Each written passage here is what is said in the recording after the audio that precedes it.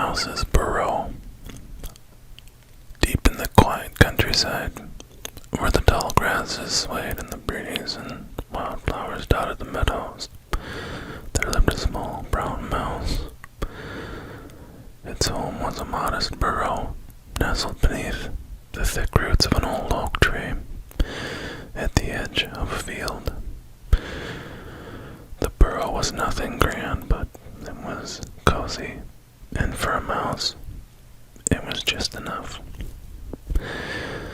The entrance to the burrow was a tiny, well-hidden hole, barely noticeable, unless you knew where to look. A scattering of fallen leaves and twigs provided natural cover, blending the opening into its surroundings. Inside, the burrow consisted of a few small chambers, carved meticulously into the cool earth. The mouse had spent countless hours digging and shaping the rooms, smoothing the walls with its tiny claws until they were rounded and snug. The main chamber was small, just enough for the mouse to sit up on its hind legs and groom itself comfortably. The floor was soft, covered in a layer of moss that the mouse had gathered from damp patches in the nearby woods. The mouse had arranged the moss carefully, making sure the layer was thick enough to provide some warmth, but not so thick that it would attract moisture from the ground. The walls, though simple, bore the faint marks of the mouse's hard work, clawed smooth after many quiet evenings spent digging. In one corner of the chamber, there was a pile of small treasures, mammals, acorn caps, and dried seeds the mouse had collected during its foraging trips.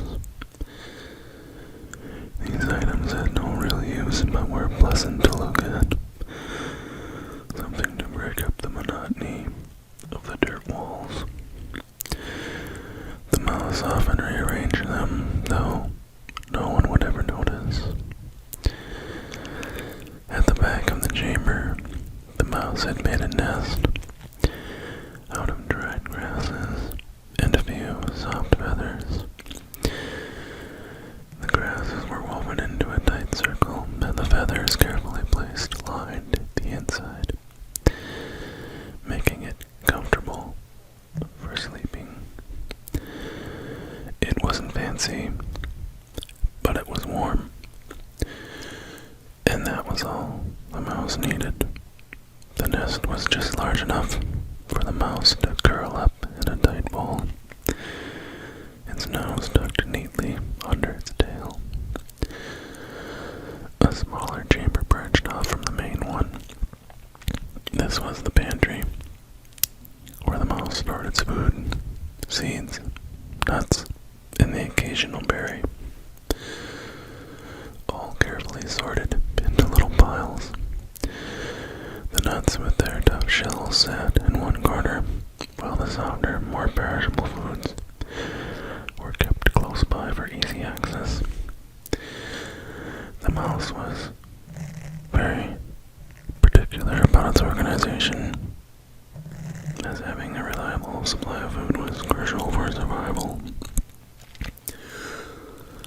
The surroundings of the burrow were peaceful. The oak tree above stretched its broad branches out toward the sky, offering shade in the summer and protection from the wind.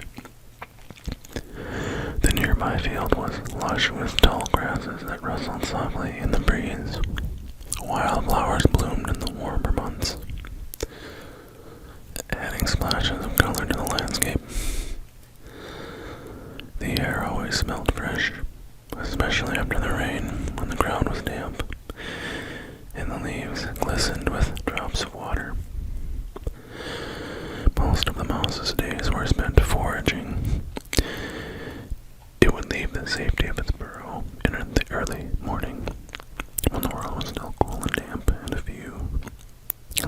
along the blades of grass. The mouse moved quickly, darting from one patch of grass to the next, always alert for signs of danger. It knew the best spots to find seeds and nuts, and it had learned to avoid areas where larger animals might lurk. Foraging was a slow and steady process. The mouse would gather small amounts of food at a time, carefully transporting them back to the burrow. It had a particular route it liked to take, a path worn into the grass by countless trips to and from its hidden home. Over time, the mouse had become familiar with every plant, rock, and root along its way, knowing exactly where to find the best patches of food. When the mouse wasn't gathering food, it spent its time resting. On sunny days, it would sometimes sit outside its burrow, hidden beneath the shade of the oak tree's roots, watching the clouds drift by overhead. Other times, it would explore the nearby undergrowth, sniffing at fallen leaves or watching the insects that scurried about their business. The mouse had no real tasks other than survival, so its days were quiet and uneventful. As evening approached, the air began to cool. The mouse would retreat back into the warmth of its burrow. Inside, it felt safe. The thick walls of the earth muffling the sounds of the outside world. The mouse would nibble on a few seeds from its pantry, then curl up in its nest for the night.